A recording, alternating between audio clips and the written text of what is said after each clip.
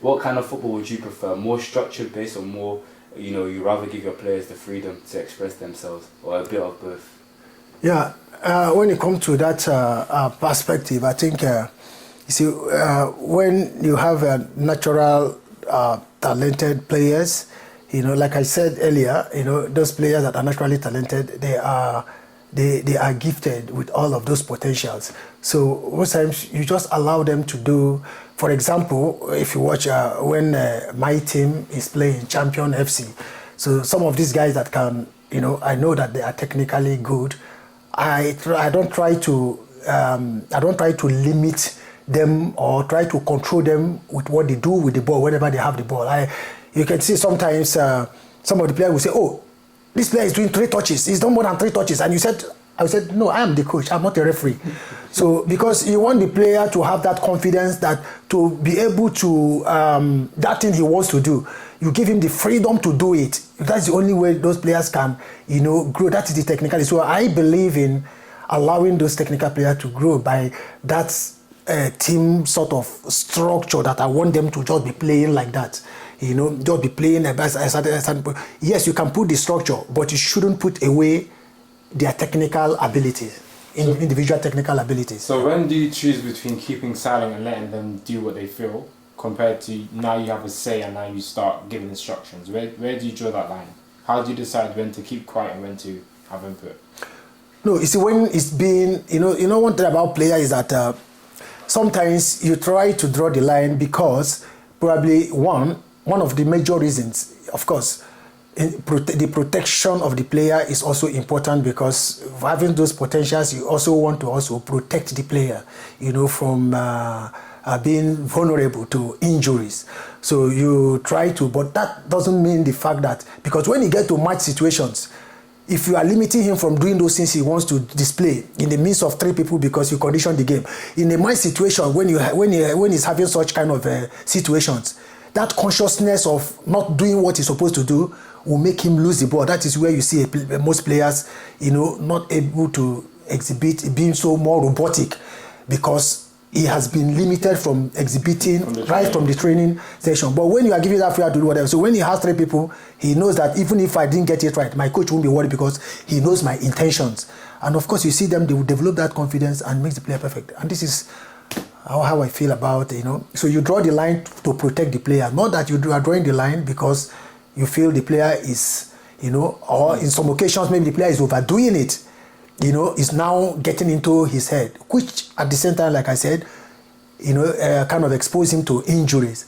So you try to protect him, without him knowing that you are trying to protect him. This is part of what we do as coaches. So if I'm hearing correctly, then it sounds like the relationship between players and coach is very important. Yeah, and of course, this is where part of the psychological thing, because it's not all about the field, what we do in the field in coaching them.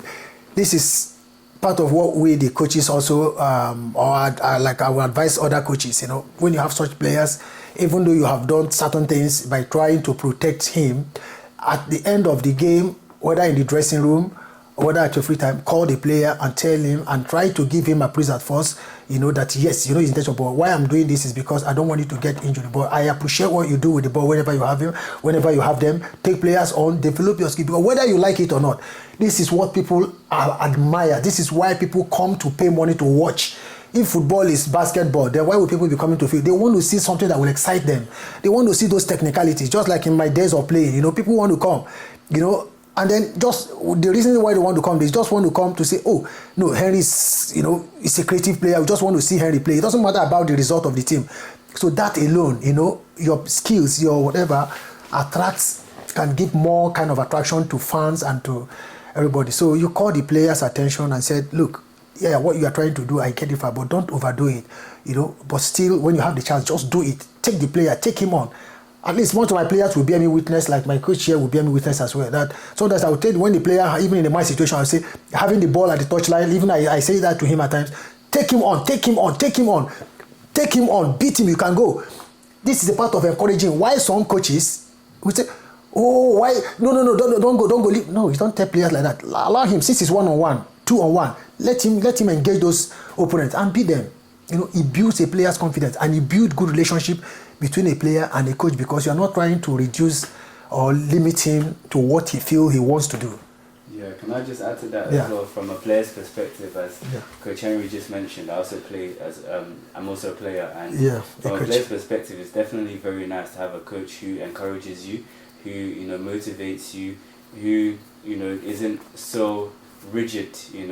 It's nice to have structure, but also some flexibility as well, because structure is always good. So the basic form of the team, knowing where each player's position is supposed to be positioned, and each player knowing their role. It's always good to have that, but you don't want to be too rigid sometimes, because there might be circumstances that happen in the match, or situations that happen in the match, or scenarios that happen in the match that weren't even prepared for in training. So how does the player now adapt in such a situation? That's when their own individual ability, flair, creativity comes in. So it's nice to have that balance of structure and flexibility, and definitely having a manager who isn't always critical on your mistakes, who has a lot of grace for mistakes too, understanding the player's intention. Yes, the pass may not have worked out, or the first touch could have been better, but the coach understands the player's intention, as he's also been a player himself. So he has that relationship with the players, where he's not coming from a perspective of, I've never played football, but I'm going to coach you guys and tell you what you guys are going to do. I have no experience being on the pitch,